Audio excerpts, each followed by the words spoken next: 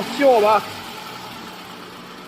开美税这种异响的话，它是因为有一组二极管击穿了啊，导致发电机的负荷过大啊。比如说你开空调、开大灯，这个声音就特别明显啊。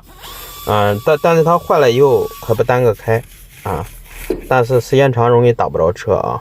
就是这个二极管，看到吗？这个白色的已经击穿了，这是一个副管，这边这个也烧了一组啊，一组2个，它总共6个。现在的车上这个二极管都是8个啊，这个是6个的啊，换一个，然后装好以后声音就消失了，是不是很神奇啊？给小张点个赞，需要的话联系我。关注小张，修车不慌。